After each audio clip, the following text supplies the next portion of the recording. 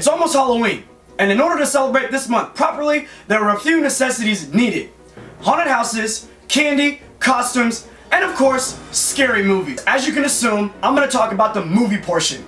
Now I thought about doing this a few different ways. One way, create a top 10 list of the greatest horror films of all time. However, that would have taken too long. Ain't nobody got time for that.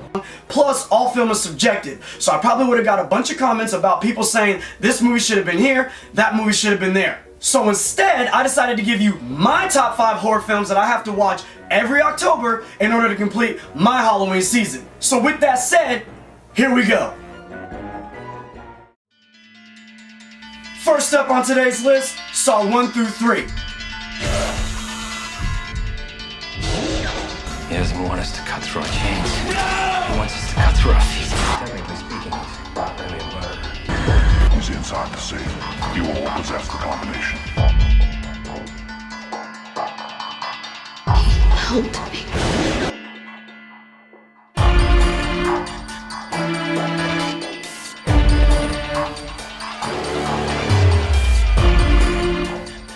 Now, while I do enjoy all the Saw films, with the exception of 7, Saw 1 through 3 to me is an amazing trilogy of horror drama and a somewhat non-linear storyline. So for this top 5 list, I'm gonna count that trilogy as one movie.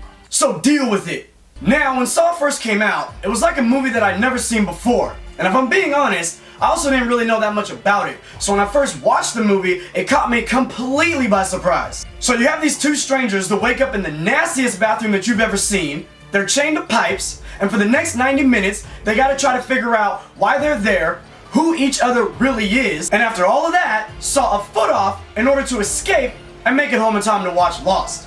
And has an ending that still gives your boy the chills every time I watch it. Now Saw 2 furthers the drama and blood, as well as the message that our lives are valuable and that we shouldn't take them for granted. Those who don't appreciate life do not deserve life. By putting those held captive through a fatal version of Fear Factor challenges. The device around your neck is a death mask. The mask is on a spring timer. If you do not locate the key in time, the mask will close. I am going to give you a hint. The hint is this. How much blood will you shed to stay alive, live or die? Make your choice. Fox, let's go! Get in there! Do it! Go! This is Fear Factor! What the hell do you think you were getting into? Now we hit up Saw 3. This movie basically combines the first 2 films along with some behind the scenes stuff to show you how all that went down. And a 2-part twist ending that had me in the theater when I saw it like, damn! So because all 3 Saw movies tie together, have little twist endings, and have truly a twisted premise, Saw 1 through 3 are always in my go-to for Halloween entertainment. Next up, The Shining. Somewhat based on the best-selling novel by Stephen King, but pretty much rewritten by Stanley Kubrick. Now, this is a story about a hardworking father who takes his family to a super isolated hotel to overlook the grounds while it's shut down for the winter. And during his time there, you can imagine how it goes. The kid's playing around, the wife's taking care of her man, and hardworking father senses an evil supernatural presence that influences him to violence and helps him smoothly descend into madness. I wouldn't touch one hair on his goddamn little head. I love the little son of a bitch.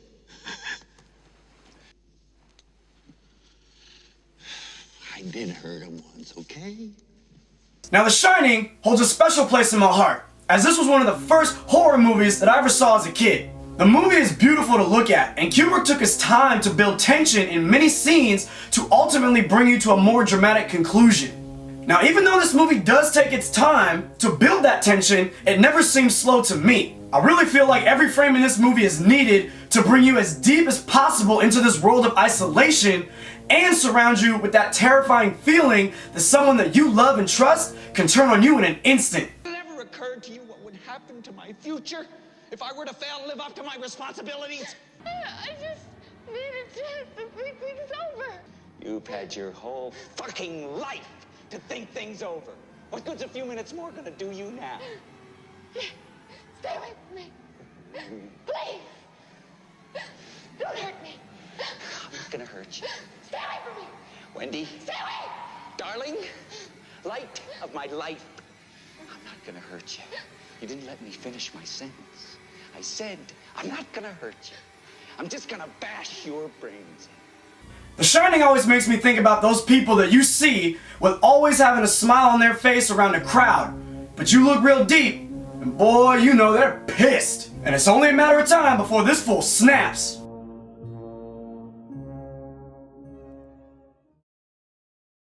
Now, of course you knew this was coming, because what horror movie list would be complete without A Nightmare on Elm Street? Now, for all you young bucks out there, this 1984 horror classic is about a child murderer who loves his job and won't quit even though it's checkout time. For all this guy's heinous acts, the town people burn him up. Oh Lord Jesus, it's a fire. But that didn't stop him. Armed with knives for fingers and the ability to haunt kids and kill them in their dreams while they sleep, this hilarious horror icon has kept kids from going to bed on time for decades. Whatever you do, don't fall asleep. Now, Freddy has some of the most creative ways of killing people out of all the other slasher films. It is now 12 midnight, and this is station KRGR leaving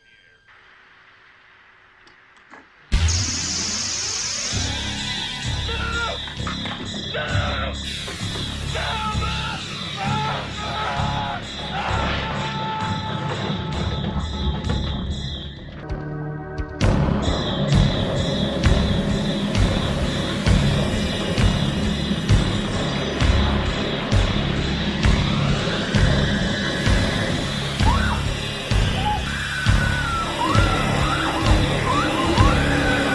And with the very idea that you aren't even safe in your own dreams, puts this extra cheese pizza face towards the top of my list for Halloween entertainment. Next up, The Conjuring. Man, I love this movie. If The Last Exorcism, Amityville Horror, and Paranormal Activity had a baby, it would be The Conjuring. Now, The Conjuring has all of those horror elements, including a beautiful look, great acting, tension, scares, great story, and an equally as terrifying sub-story that actually had its own spin-off. Now, this story is basically about your run-of-the-mill family. They're being terrorized by a paranormal entity, and they call upon these two paranormal investigators, Ed and Lorraine, to help them out. Now, what makes The Conjuring great to me is that the story is rich and they don't rely on jump scares. Now, in this movie, I thought that the director James Wan did a great job at building up the story, developing the characters, giving us creeps, scares, and eerie tension all the way through the film, while not relying on random things like cats jumping out at you, loud noises, or chairs falling over, things like that to scare you. And it was because of that that the whole movie was actually pretty creepy, and the ending held more weight and made me that much more nervous for what was actually about to happen to these people.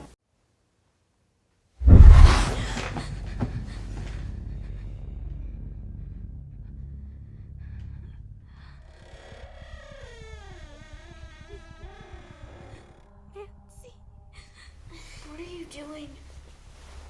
Do you see it?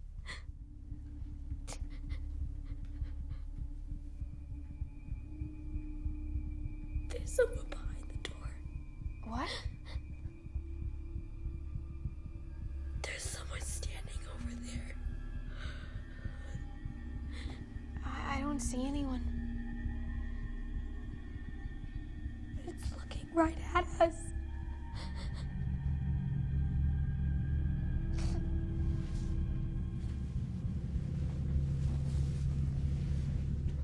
Nancy, don't! Nancy, no, look. Look, there's no one here. See? Ugh, it's that smell again. Oh my God. It's standing right behind you.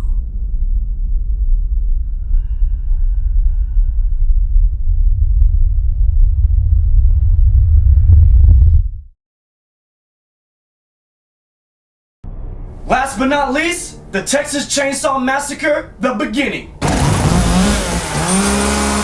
Now, off the top, I'm sure that most of you don't remember this movie, mainly because it wasn't received well by critics or fans alike. This shit's weak! Lizzie, shit's weak! But this is the prequel to the reboot to the original 1974 Texas Chainsaw Massacre. Now with most slasher films, the story is simple. It's about two guys, their hot girlfriends, driving through Texas on their way to ship out to Vietnam. They get into an accident, the sheriff shows up, and it's all bad from then on. Now, what sets the Texas Chainsaw Massacre the beginning apart for me is that there are actually two crazy ass dudes that are equally murderous and terrifying that you gotta watch out for. Meet the well-known Tommy Hewitt, aka Leatherface. Standing about 6'5.5" and weighing in about 275, he manages to run a 440 and maintain impeccable aim with a chainsaw. But he isn't even the brains of the operation. Enter his quite possibly even more sadistic Uncle Charlie, aka Sheriff Hoyt. I think we've got a problem, Sheriff. Shit, I just killed the whole fucking sheriff's department. What makes this dude scary is he's basically Hannibal Lecter without the education and has a complete disregard for human life. Not to mention, Tommy takes orders from him, so if you're on his bad side, you're basically screwed. Come on, boy, get over here. Get the lead out of your ass. What is that?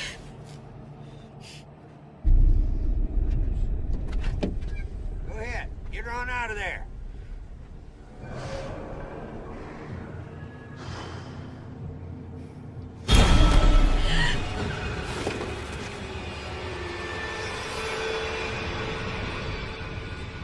I thought this movie was everything that a slasher film should be. It was paced well, it had blood, guts,